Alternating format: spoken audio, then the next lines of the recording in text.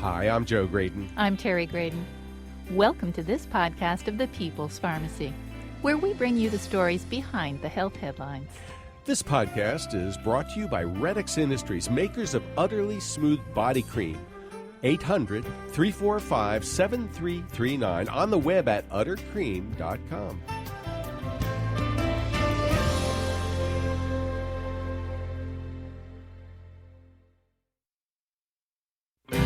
Americans love pills. We fill over 4 billion prescriptions annually, but drugs do have side effects. Are there alternatives? This is the People's Pharmacy with Terry and Joe Graydon.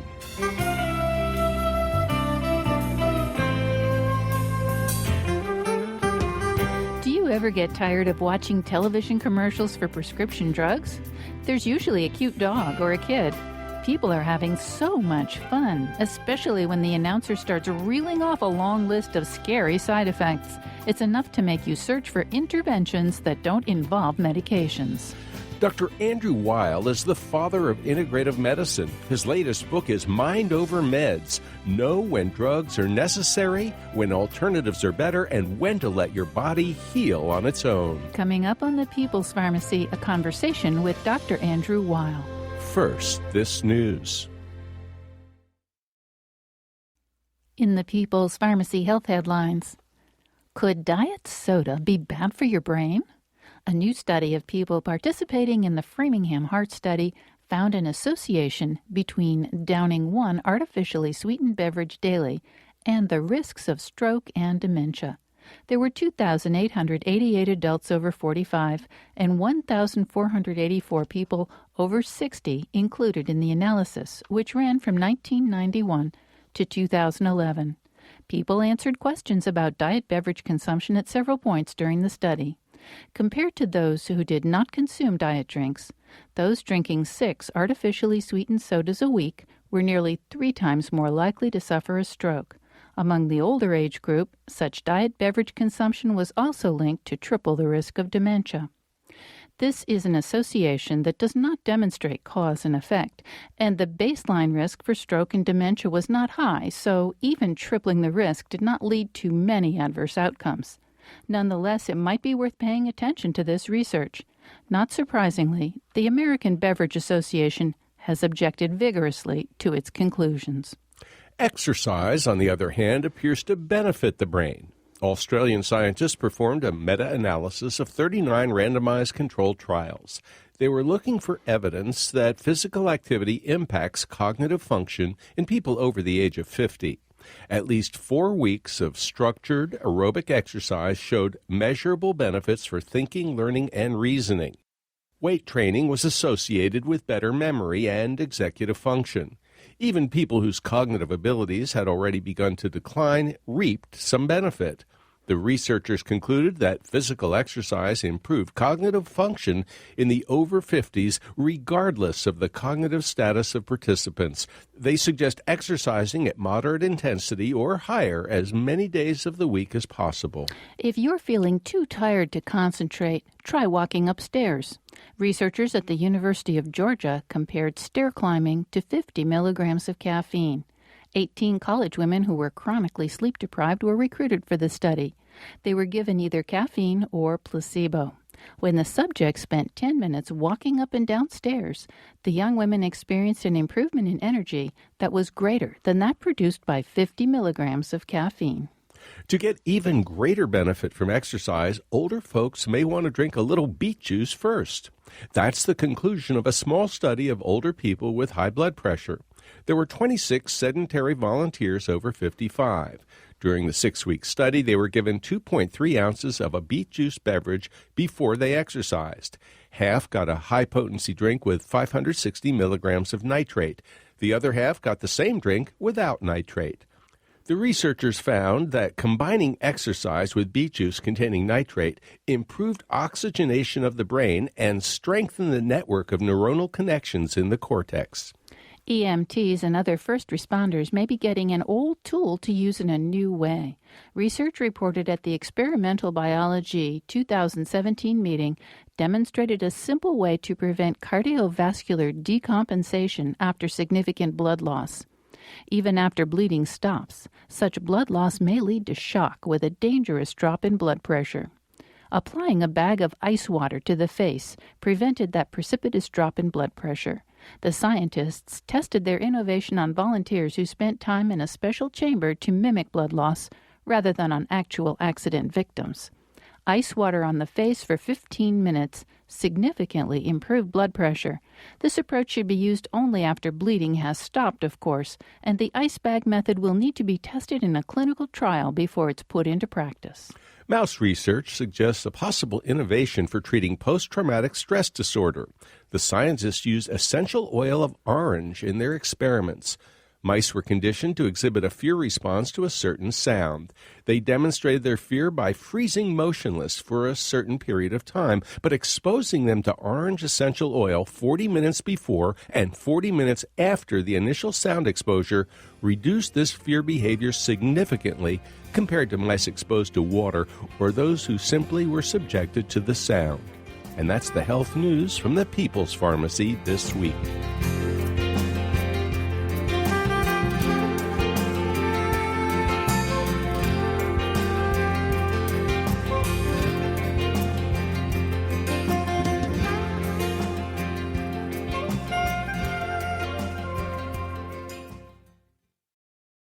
Welcome to the People's Pharmacy. I'm Joe Graydon. And I'm Terry Graydon.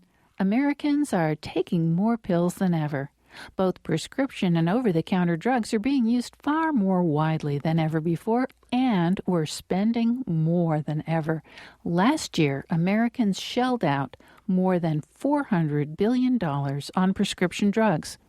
Are there non-drug alternatives for many common ailments? To help us answer that question, we turn to Dr. Andrew Weil. He's a pioneer in the field of integrative medicine. He's the founder and director of the Arizona Center for Integrative Medicine at the University of Arizona. His most recent book is Mind Over Meds. Welcome back to the People's Pharmacy, Dr. Andrew Weil. Well, I'm delighted to be on the People's Pharmacy again. Good to be talking to you. Well, thank you. And this new book is really quite exciting. I have to say, I love the title, Mind Over Meds. I mean, how brilliant. So I guess the first question is, Americans love pills. You write that over the last 50 years, Americans have increased the number of prescription medications we take tenfold, and that doesn't include over-the-counter drugs. Why do you think we become such a nation of pill takers?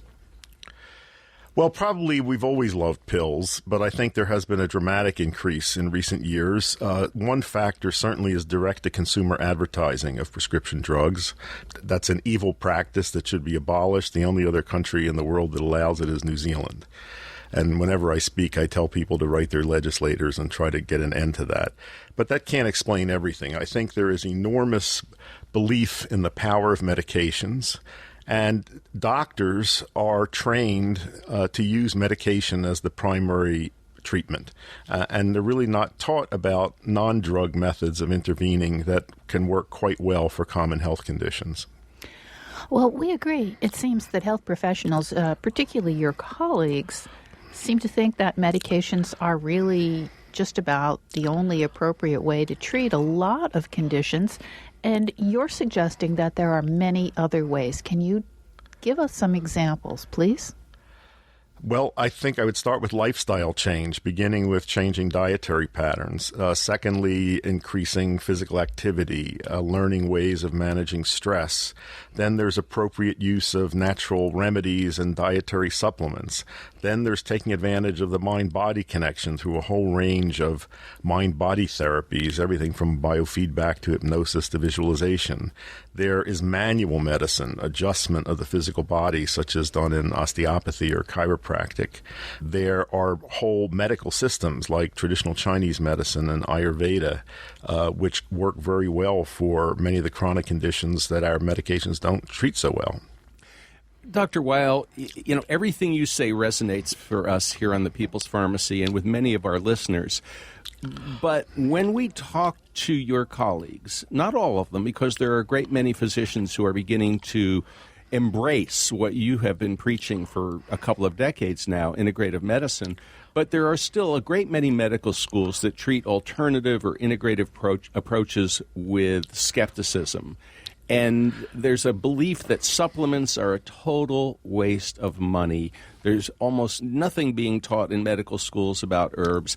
So I'm curious, why is it that, the things that you're, discussing have still not penetrated mainstream medicine and the educational system? Well, first of all, let me say integrative medicine does not reject medication as a means of treating disease. I think drugs clearly have their place. But when drugs are used, I think they should be used in combination with other methods in order to increase their efficacy, reduce their toxicity, make it possible to use lower doses. I think the medical curriculum is top-heavy with information, and many people feel there's not room. How we cannot be teaching nutrition to doctors amazes me. There is nutrition in some curriculums, but when I look at it, it's mostly biochemistry, and it's forgotten when the biochemistry exams are over. So I think a lot of these subjects have been seen as unimportant. And I would argue that if you told the average doctor to manage a case without giving medication, he or she wouldn't know what to do. And if you told the average patient that a medical visit was not going to result in a prescription, I think they would feel cheated and they'd go to another doctor until they got a prescription, probably for something they saw advertised on television. One of the things that we frequently hear from doctors, much less often from people who might be consulting doctors, but we do hear it a lot from doctors, is, yes, I tell my patients to eat a healthy diet and exercise, and they don't follow through. They don't do it. There's almost an expectation that patients will fail. Mm-hmm. And so as a result, it's almost a self-fulfilling prophecy. Lifestyle change takes work and time. It's not as fast a solution as medication, but over time it might be a better one because many of the common medications fail over time. They suppress disease processes and perpetuate them and create problems of their own. When we test drugs for efficacy, we test them against placebos. We never test them against lifestyle modifications, and that information would be very valuable. There are ways to motivate people to make these changes. First of all, I think you have to do it by example. A health professional should, by his own being, exemplify healthy living and be able to motivate patients in that direction. There's a technique called motivational interviewing that we at the Arizona Center for Integrative Medicine teach all of the physicians in training with us. It's a way of interviewing a patient to identify the obstacles in the mind to making changes and teaching ways to overcome them. Could you give us an example of that, please? Well, I think, you ask a person why they can't eat a healthier diet, and they may say they don't have time to prepare food or that organic food is more expensive. There are ways of showing them that there are fast, easy recipes. There are fast solutions to that. There are ready-to-eat foods that you can get now that have good ingredients in them. So I think you can look at the reasons that people come up with why they can't do things, and you can help them to see that differently. Well, I think one of the areas that is especially hard for a lot of folks is exercise. And, people Mm-hmm. say, well, I really want to. I want to lose weight and I want to exercise. And then, the day takes over. There's work. There are other demands. And it's like, oh, it's 6 o'clock. I'm tired. I just want to have supper and watch TV. How do you do this motivational questioning process to help people actually start moving their bodies more?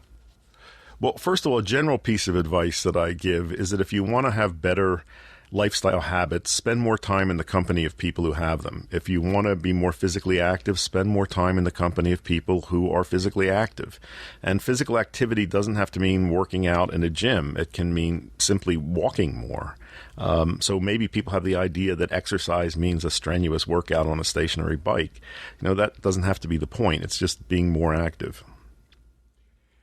Dr. Weil, there was a really fascinating article, I think it was published in the Annals of Internal Medicine just recently. It was representing guidelines from the American College of Physicians emphasizing non-drug approaches for lower back pain. And the guidelines were really downplaying the use of medications. And yet the average physician who may have seen that announcement and those guidelines has actually had relatively little experience with or education in yoga, massage, acupuncture, spinal manipulation. What happens when a patient comes in and complains of, lower back pain? Out come the nonsteroidal anti-inflammatory drugs. Out come, ibuprofen, diclofenac, meloxicam. That's what they were trained in medical school. Right. Well, we are training doctors differently. We've now graduated over 1,600 physicians from intensive 2-year fellowship training that includes basic information about all these other approaches. And again, we don't reject drug therapy. We use it when appropriate, but we are able to recommend these other things as well. Well, tell us a little bit more about how the other hundreds of thousands of doctors who you have not had an opportunity to train in your fellowship program can learn to actually embrace things like yoga, massage, acupuncture, and spinal manipulation that some doctors still think is quackery. Well, I think the best thing is to experience some of it yourself. That's if you have an experience of one of these other methods working, then you can reliably represent that to patients as being effective. You can also meet people who've experienced those therapies. I'm amazed sometimes when I hear patients tell stories of having had a great success using an integrative approach, and they try to tell a physician about it, and the physician is not interested in hearing about it. How can you purport to be scientific if you're not willing to look at observational evidence out there?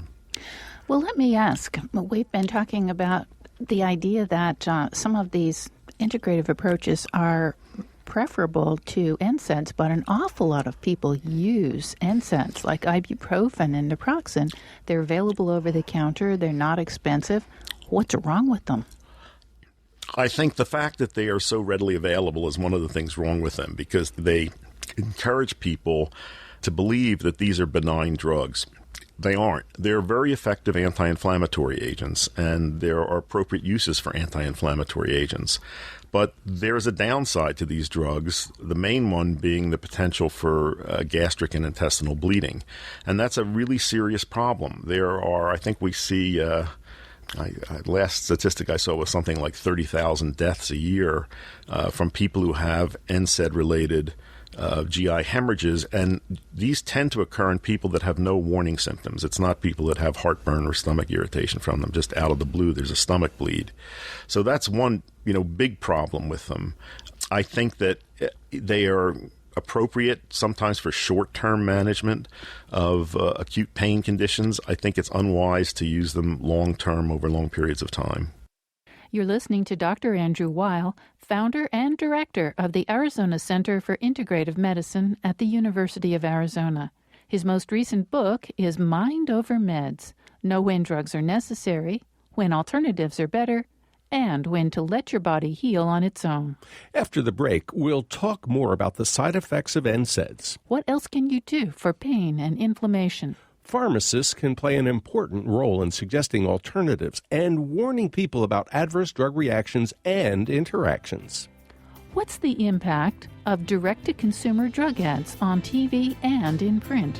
Some medicines can be hard to stop. Find out what people can do to get off a decongestant nose spray.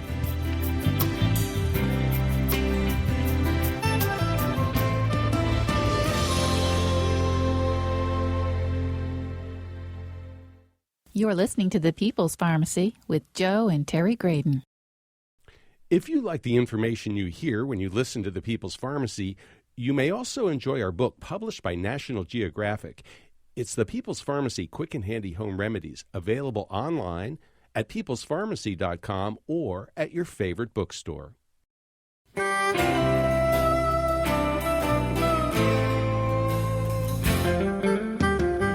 Welcome back to The People's Pharmacy. I'm Joe Graydon. And I'm Terry Graydon. The People's Pharmacy is brought to you in part by Red X Industries, makers of utterly smooth creams and lotions that deeply moisturize to make dry skin feel soft and smooth. 800-345-7339, online at uttercream.com. If you would like to order a CD of this show, you can call 800-732-2334. Today's show is 1077. The number again, 800-732-2334, online at peoplespharmacy.com. Today, we're discussing interventions that don't always involve drugs. Our guest is Dr. Andrew Weil, founder and director of the Arizona Center for Integrative Medicine at the University of Arizona. He's editor of the new book, Mind Over Meds: Know When Drugs Are Necessary, When Alternatives Are Better, and When to Let Your Body Heal on Its Own. Dr. Weil, you just mentioned that nonsteroidal anti-inflammatory drugs can be hard on the digestive tract, in some cases leading to bleeding or even perforated ulcers, which are a life-threatening situation. But there are some other complications. We've learned just in the last several years that such drugs may have cardiovascular problems. They can increase risk of stroke. They can worsen heart failure. They can increase risk of heart attack, some of them. These are all serious problems. They can also impact the kidneys, and they can impair kidney function. These are all potentially very serious effects. And they can interact with many other drugs. Indeed. So what happens when somebody says, well, Dr. Weil, my back hurts, or I've got a muscle strain, or my ankle got twisted, and I'm hurting. I want to be able to keep doing my normal everyday stuff. What else can I do for inflammation or pain? Well, I would certainly look at lifestyle modification, beginning with dietary change. I recommend an anti-inflammatory diet. You can find the details of this in my books and on my website, drweil.com. It's based on the Mediterranean diet. I have seen many patients with inflammatory conditions who just using this dietary approach in a matter of a couple of months have had marked improvement. In addition, I think appropriate exercise, and that means not only the amount but the kind of exercise, can be very helpful.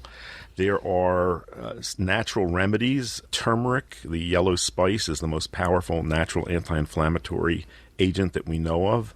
There are many preparations of it on the market. It's perfectly safe. It can work quite well. I'm a big fan of mind-body approaches because whenever there's pain, there's not only the primary sensation of pain, but there's the secondary perception of it, how you interpret it. And that you can modify dramatically. Yes. How would you do that? Can you tell us a little bit more there? Yes, I frequently send patients to hypnotherapy, to guided imagery, to visualization therapy, mindfulness-based stress reduction. All of these can be highly effective for changing the experience of pain. Again, I don't want to sort of criticize your colleagues, but the idea of hypnosis or hypnotherapy, not something most of them have learned in medical school. Well, there's a deeper problem than that, which is that all of these mind-body approaches are in conflict with the dominant intellectual paradigm in medicine and Western science, which is that of materialism. And in materialist philosophy, if you observe a change in a physical system, the cause has to be physical. So that paradigm does not allow for the non-physical causation of physical events. The idea that a therapy such as hypnosis can produce a change in the body runs right up against that dominant paradigm. And that's really what has to change. That definitely has to change. But there are a few other things that might have to change as well. For example, you mentioned turmeric as a great anti-inflammatory, which it is. We sometimes get questions from people who have decided on their own to take turmeric, which is perfectly fine. It's available without a prescription. And they're wondering, will this interact with my medications? Now, if they are on an anticoagulant, there's a real possibility that there might be an interaction. But here's the problem. If they ask their pharmacist, if they ask their physician, so I've got this, pain, this inflammation, I've got some arthritis. Is it okay for me to take turmeric or the active ingredient, curcumin, with my fill in the blank, Eliquis or warfarin? And the physician or the pharmacist may look at them a little like the deer in the headlights, like, well, I didn't learn about that in medical school or in my school of pharmacy. How can somebody find that out? Well, there are websites that can help you with that. I think actually that particular interaction you mentioned is probably theoretical. Many of these anticoagulant interactions that are postulated may be theoretical and not real. But let me say, I think ideally pharmacists should be the professionals who advise both doctors and patients about proper uses of medications and their interactions.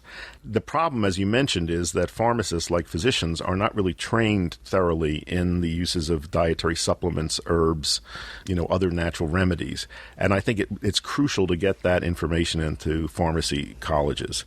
There are some pharmacists who have learned this on their own, and they are very valuable resources. We've been talking about your book, Mind Over Meds, and we're talking about the fact that there are essential drugs, many medicines that have just revolutionized the treatment of medicine, and for that we are all very grateful.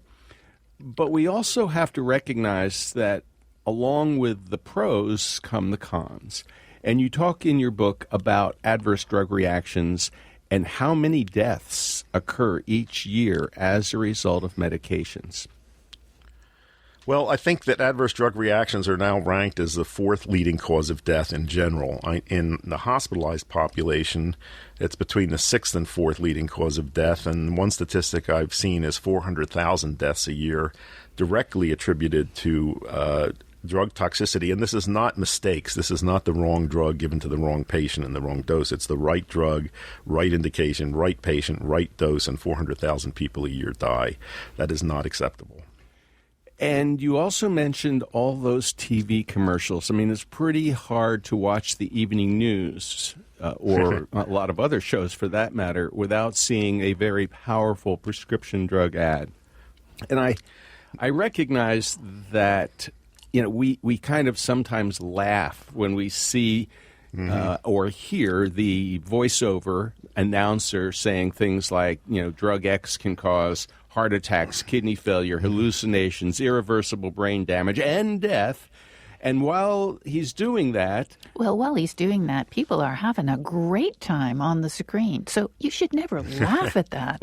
Well, we don't laugh at it, but it seems like contradictory messages. They're having too much fun. And I think the visual message that people are getting of somebody playing with their dog or going on a hike or whatever it is they're doing that's so much fun really overrides their ability to take the serious side effects seriously enough.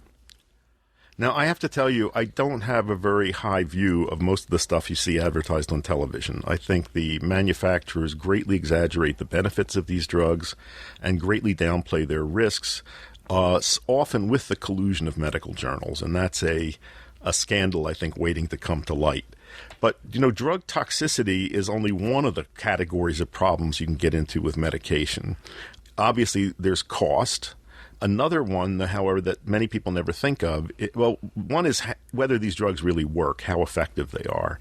And that's something we can discuss. I don't think they're as effective as they're represented to be. But another problem is that a lot of these drugs are counteractive in nature. You can get an idea of this by looking at the names of categories of drugs that we use in medicine. Most of them begin with the prefix anti. We use antispasmodics, anticholinergics, antipsychotics, anti-this, anti-that. When you use these counteractive drugs over time, the body reacts against them. This is homeostasis. The body tries to maintain its state, and it pushes back against the pharmacological action. And over time, that pushback can get you into worse trouble than you were to begin with. For one thing, you may not be able to discontinue the medication without having an intensification or rebound of symptoms. Another is that over time, the condition may get worse or more firmly established, so less likely to go into any kind of remission. We'd actually like to talk about a couple of things. I do want to circle back to the idea of effectiveness, but first, let's talk about that idea of difficulty stopping a medicine, because there are a lot of medicines that are hard to stop that take people by surprise. And I think you refer to this in the book as the unintended consequences. So what would be a few examples? Well, let me give you one that many people can relate to. If you've ever used a nasal decongestant spray, your nose is clogged up, you've had a cold, something, you spray this stuff in, and in a few minutes, miraculously, your nasal passages are open. But when the drug wears off, in a couple of hours, depending on which drug you've used, you have rebound congestion, and you have to use another dose of the drug. And if you keep doing this regularly, you have to dose it more frequently, and the effectiveness gets less and less, and you end up having more time spent with nasal congestion than you did if you hadn't used the drug. That same pattern you can see, a very dramatic example of that is the medications that are used for the treatment of GERD, gastroesophageal reflux disease. These are the proton pump inhibitors, for example, Nexium and the purple pill, now available over the counter. They shut off acid production in the stomach. The problem is not, acid production generally with this condition. And when you shut off acid production with a drug, the body is going to try to make more acid. So if you take this with any regularity, very quickly you find you can't stop the drug because your symptoms of heartburn, reflux come back with a vengeance. And many people, as a result, are not able to get off these drugs. They can be on them for years, and every time they try to lower the dose or stop, things get worse. So this to them means they have to continue on it. Well, I remember when benzodiazepines were prescribed almost like candy, benzos as we refer to them. Yep. And, Valium, of course, was number one on the doctor's hit parade for decades. And Librium was pretty popular. And then along came Xanax, Alprazolam. There are now probably a dozen benzos on the market. And when people stopped taking them, they often experienced anxiety. These were called, as you referred earlier, anti-anxiety agents. Right. And then the doctor would say, well, it's just your anxiety coming back. It's your insomnia coming back. Well, take more medicine. You have a Xanax deficiency. And in point of fact, there is a rebound, a kind of withdrawal experience for some people taking these drugs after several weeks or months. I don't think it's some people. I think it's most people. These are some of the most addictive drugs known. I think withdrawal from them is more difficult than withdrawal from opiates. They interfere with cognitive function. They're bad drugs. And frankly, I think there is no appropriate uses for benzos except possibly very short-term management of situational anxiety, such as resulting from a death in the family or loss of a job, something like that. But taken with any regularity, this is the common result. Dr. Weil, you mentioned the problem that people very often have with a decongestant nasal spray, and we have heard from people who have ended up using their nasal spray for a decade or more because they really can't stop it. But we've also heard from people who have difficulties discontinuing their antihistamine, particularly cetirizine. The brand name was Zyrtec. There is also another cetirizine, some tweak molecule that comes out similar to cetirizine, levocetirizine, something like that. People stop this, and all of a sudden they have terrible itching that they cannot stand, and it drives them right back on the drug. Have you heard of this? I have heard of it, and that's another classic example of a rebound phenomenon resulting from the body's attempt to maintain homeostasis. Let me tell you a personal story. I had bad hay fever in my early life. I was highly allergic to ragweed. I grew up in Philadelphia, and there was a ragweed season in August, and it was really a toss-up for me whether I took an antihistamine or suffered the sneezing and itching eyes because this was before we had drugs like Zyrtec, and the older generation of antihistamines really made you groggy and drowsy, and I could not tolerate that, the way they made me feel. I went through several courses of desensitization shots, and I almost died from an anaphylactic reaction to one of them, and they didn't do any good. When I moved out to Arizona in my 30s, my ragweed allergy disappeared, and this is typical when you move to another part of the country. But we have 2 species of ragweed here, and after several years of living here, it came back in the spring this time. But now I had changed my diet to an anti-inflammatory diet. My lifestyle was much better. And I learned about the use of an herbal remedy, stinging nettle. This is a common plant and a freeze-dried extract of stinging nettle, which completely without toxicity, makes these hay fever symptoms disappear for several hours. Itchy eyes gone, sneezing stops, and if it starts to come back, you take another dose of this. And I found that after 2 years of relying on stinging nettle, my allergies, when it disappeared. That does not happen when you rely on counteractive medication. People that stay on antihistamines, the allergies are perpetuated. That's a fascinating story, and again, I suspect that very few of your colleagues have ever heard of Urtica dioica, stinging nettle, as a treatment for allergy. Antihistamines are kind of where it's at, and now you can buy over-the-counter inhaled corticosteroids. So these drugs have become extremely popular. Fluticasone is a pretty powerful corticosteroid, and people assume, it's just in my nose. I won't have any systemic side effects. And it's over the counter, which also perpetuates that idea that these are relatively harmless drugs. You've been listening to Dr. Andrew Weil, founder and director of the Arizona Center for Integrative Medicine at the University of Arizona. His new book is Mind Over Meds. Know when drugs are necessary, when alternatives are better, and when to let your body heal on its own.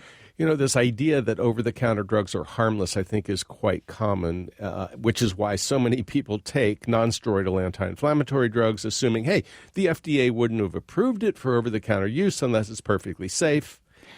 And yet here are drugs that can cause heart attacks, strokes, bleeding ulcers, kidney damage, cardiac arrest. I mean, the list goes on and on. My pet peeve. Are you ready? Sure, absolutely. These drugs do not lose their side effects when they go over the counter, but they lose their warnings because there's hardly ever the same level of warning on the over-the-counter label. And that also goes for the commercials because, when you watch a prescription drug commercial, there are all the things, be careful, this can cause X, Y, and Z, heart attacks, strokes, and possibly death. And you don't get that with the over-the-counter commercials. Exactly. Well, we need to take a short break, but when we come back, we'll talk about the long-term use of antibiotics and the unintended consequences on our microbiome. How can a patient know when a medication is essential? When should we consider an alternative? And just how effective are some of our most common medicines? Dr. Weil suggested that we may be overestimating the benefits. Osteoporosis drugs are often prescribed to ward off bone loss, but they can have unpleasant side effects. What else could you do to keep your bones strong? We'll also find out how to keep pre-hypertension from turning into high blood pressure. Dr. Weil will share a breathing exercise that can help bring down blood pressure.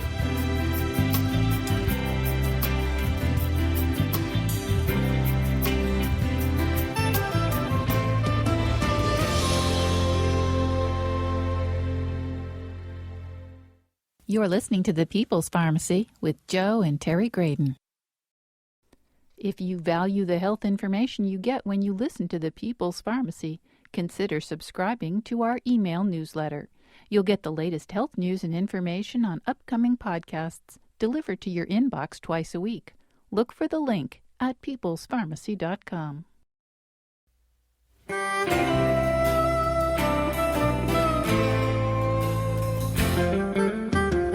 Welcome back to The People's Pharmacy. I'm Terry Graydon. And I'm Joe Graydon. The People's Pharmacy is brought to you in part by Red-X Industries, makers of Utterly Smooth Foot Cream with shea butter, helping dry, cracked feet feel utterly soft and smooth. The number is 800-345-7339, online at uttercream.com. If you'd like to order a CD of today's show or any other People's Pharmacy broadcast, you can call 800-732-2334. Today's show is number 1077. The number again, 800-732-2334.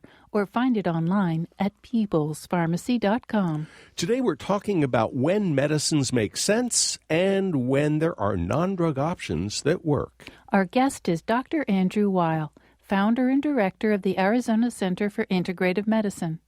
His most recent book is Mind Over Meds: Know When Drugs Are Necessary, When Alternatives Are Better, and When to Let Your Body Heal on Its Own. Dr. Weil, we've been talking about withdrawal and rebound and unintended consequences of medications. And I think if there's one class of drugs that most people think of as silver bullets, that would be antibiotics, because they have completely revolutionized medicine. Without penicillin, gosh knows how many people would die every year. But we now have so many different antibiotics, and teenagers in particular are often put on tetracycline-type antibiotics, not for weeks or months, but for years to control their acne. And we've been hearing that there may be an unintended consequence. Well, the more we learn about human biology, the more we learn that we need to take the microbiome into account as well. And apparently using antibiotics changes our microbiome. Well, I would say not apparently. Antibiotics wreak havoc with the microbiome. It wipes out many of the organisms that we need in our intestinal tract to be healthy.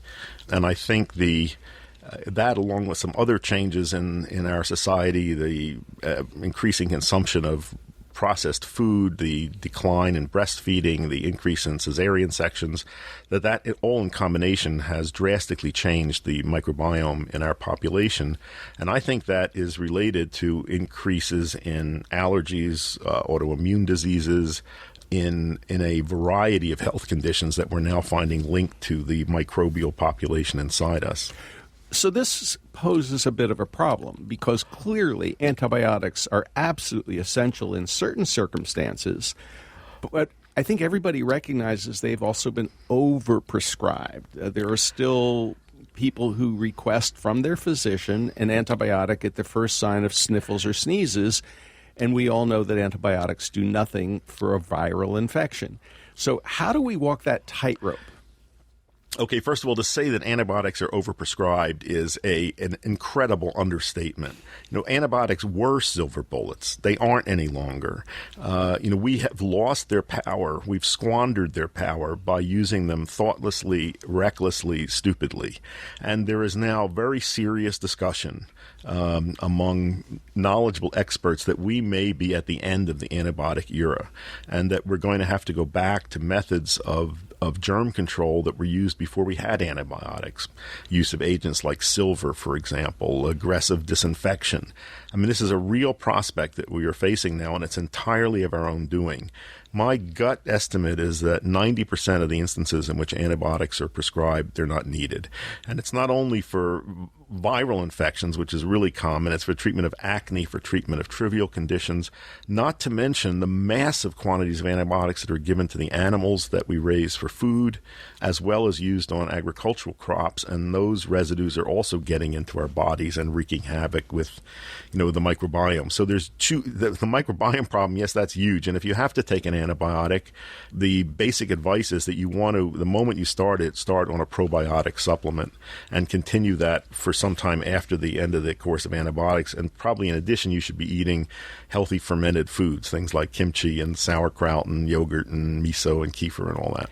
Now, I'm assuming that you wouldn't take the probiotic at the same time as the antibiotic, right? It seems like the antibiotic might knock those bugs out. Well, I think you want to sort of put an overwhelming load of good bacteria in there to make up for the ones that are being killed off. But there's still the question of, how does the patient know when a medicine is essential? I've got to take it. It's really important for my overall health.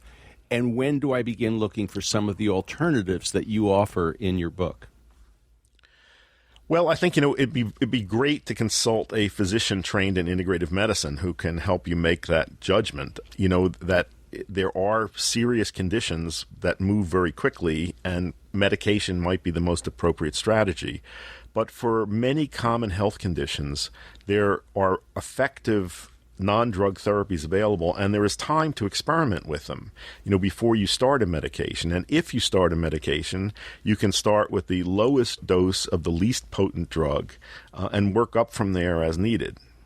Well, we talked a little earlier about effectiveness, and I'm kind of interested in your perspective on things like SSRI-type antidepressants, recognizing that some people say they absolutely changed my life. Without an SSRI like Prozac or Paxil or Zoloft, my life is not worth living. Statins, which are among the most popular prescription drugs in the country, and antipsychotics for depression. I mean, you see the ads on television where basically if the antidepressant didn't work, well, let's just add a major tranquilizer. We refer to them now as antipsychotics. How effective are all of these drugs? Well, let's look at the SSRIs, because I think they're a good case example and probably an illustration of the maxim that a new drug should be used as much as possible while it still has the power to heal. When SSRIs first came on the market, they were hailed as, revolutionary approach to depression. We're increasing serotonin at neural junctions. This is the reason why people are depressed. They don't have enough serotonin. These drugs look great. They were given out in incredible numbers to many, many people. Over time, each successive research study has shown lower and lower efficacy. And I would say starting about 9 years ago, there was a growing consensus that in the treatment of mild to moderate depression, you really couldn't distinguish the effectiveness of SSRIs from that of placebos. And the people who were committed to using these drugs said, well, that may be true, but for severe depression, they work. I think increasing research has shown that even in severe depression, it is hard to distinguish their effectiveness from that of placebos. And it may only be that in very, very severe depression, you can show that there's real benefit there. And and this is another one where there's that same unintended consequence. If you increase serotonin at neural junctions, over time, what's the body going to do? It'll make less serotonin and drop serotonin receptors. This is something called tardive dysphoria, lingering bad mood caused by the drug. So you may be perpetuating the depression. And because the effectiveness has declined of these drugs, there came about this strategy which just floored me of giving these so-called second-generation antipsychotic drugs along with them to make them work better because they don't work so good. And these antipsychotic drugs, when I was taught about them, were reserved for major mental illnesses. This is for schizophrenia, psychosis. And the idea that these are just given as first-line interventions to people often with mild to moderate depression along with an SSRI, I just am amazed at that. It's kind of scary. What do you suppose accounts for the pattern that you've just described of medications seeming super effective when they're first introduced, and then as time goes on, they become less and less effective? I'm assuming the medicines haven't changed, so they haven't really become less effective. What's happened is our perception has changed. Exactly. And so this is touching on the placebo response. We believe in novelty. Both patients and physicians have great faith in novelty. So novel drugs have a greater halo of belief-mediated activity around them. And over time, that fades, leaving the drug standing on its own, and its intrinsic effectiveness may not be so great. Well, this reminds me of non-steroidal anti-inflammatory drugs. When they first came out 30, 40 years ago, one of the most popular was Indocin, and then Clinaril, and then along came Motrin, and then as each succeeding NSAID came along, the old one would fade from view. It wouldn't be prescribed very much, and the new one was the greatest one. We recently had an opportunity to interview Dr. Steve Nissen. He had done a huge trial comparing Celebrex to ibuprofen to naproxen, and he said, none of them are all that really effective. They lower pain scores about 13 points out of 100, which is kind of disappointing. Absolutely. One way to measure effectiveness is with a number called the number needed to treat. That is, how many patients do you need to treat with an intervention, say a medication, in order to prevent one bad outcome.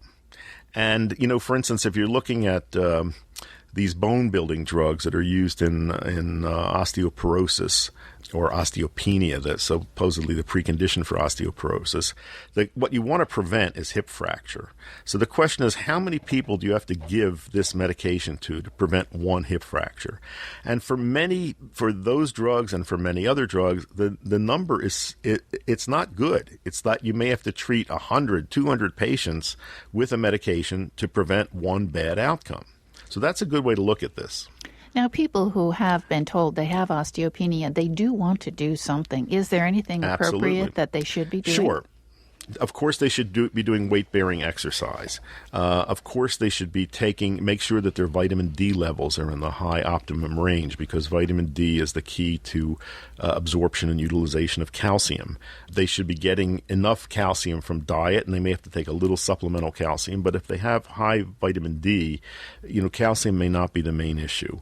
I think that there are dietary approaches as well. I think you can eating whole soy foods, eating plenty of leafy green vegetables, and making sure you're covering all your micronutrient bases. These are all things that can be very useful.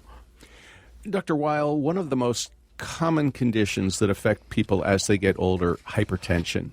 And, of course, now there's pre-hypertension as well. Right. Another precondition. Precondition. I suspect when you were going to medical school, what was considered normal or acceptable for an older person, say over the age of 60 or 65, is now considered hypertension. We had an opportunity to interview Dr. Gil Welsh, and he said, when you treat somebody with hypertension who's like 190 over 110 and you get them down 20 or 30 points, you can make a huge difference in risk of heart attack and stroke and kidney disease.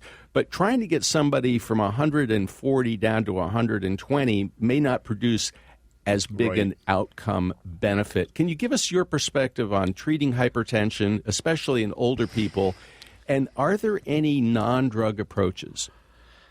Well, I think that the control of hypertension with antihypertensive drugs has been one of the factors that has accounted for an enormous decline in heart attack deaths over the past 60 or 70 years.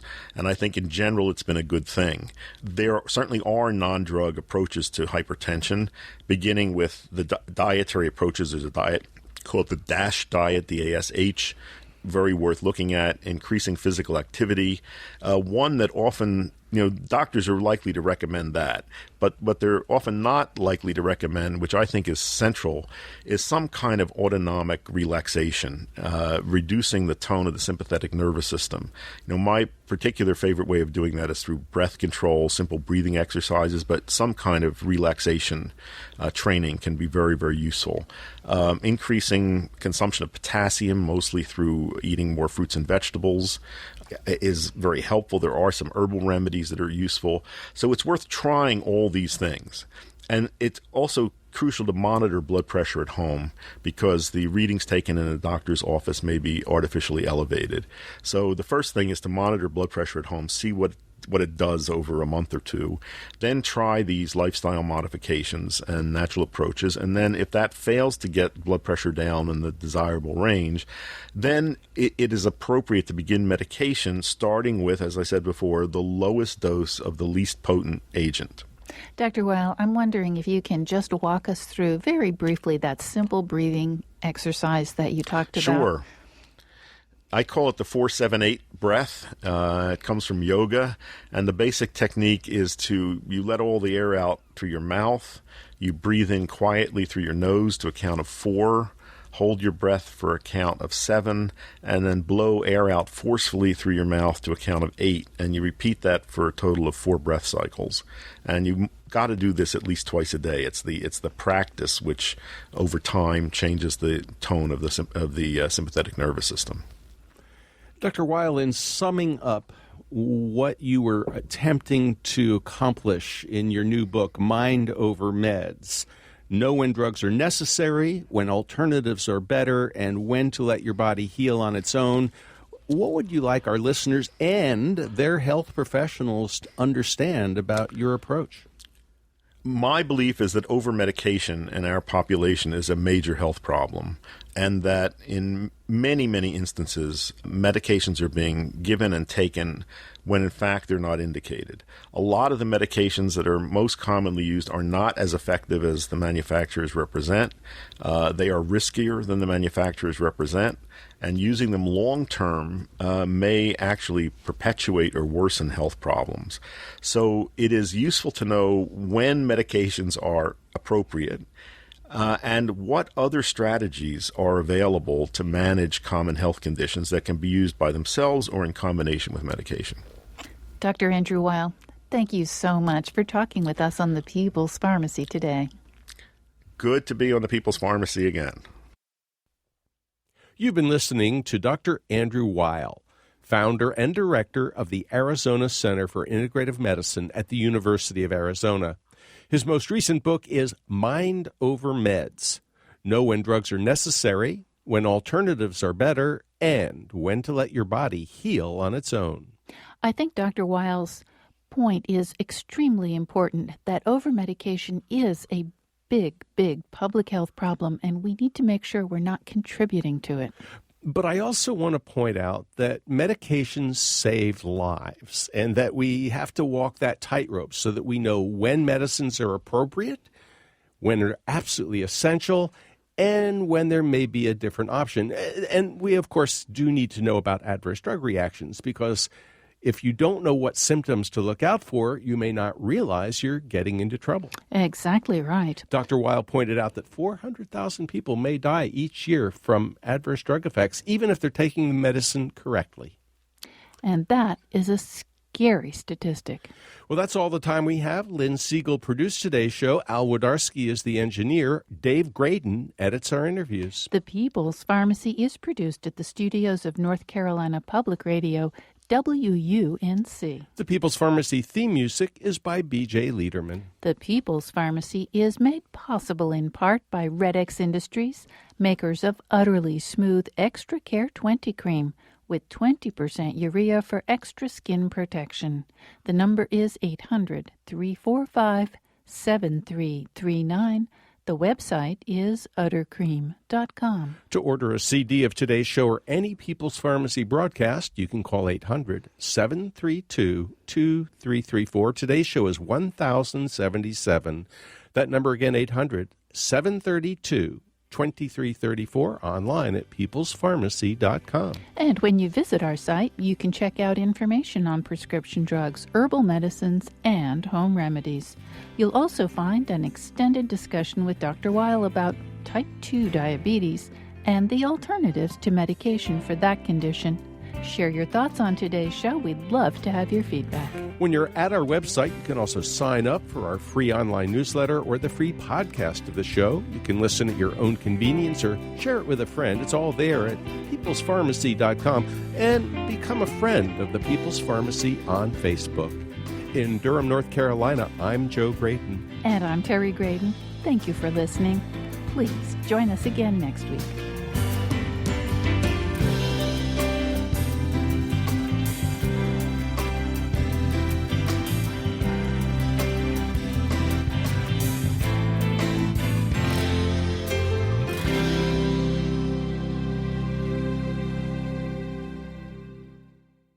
We hope you enjoyed this podcast. If so, please consider taking a minute to write a review on iTunes. And thanks for listening to The People's Pharmacy. Life can be chaotic. If you're running a retail business, don't let disorganized order fulfillment add to the chaos. Use ShipStation instead. With ShipStation, you never have to worry about shipping and fulfillment again. Whether you're running a business out of your garage or you have multiple warehouses, ShipStation is ideal for every phase of your business's growth. Save time with one login for all your stores and by automating repetitive tasks. Plus, you'll save money with the best shipping rates from global carriers. ShipStation's industry-leading features help you deliver a better customer experience. They'll get accurate and faster shipments along with automated tracking updates with your branding. And with up to 88% off UPS and USPS rates and up to 90% off FedEx rates, ShipStation is the fastest and most affordable way to ship. Calm the chaos. Switch to ShipStation today. Start a free trial at shipstation.com/audio. That's shipstation.com/audio.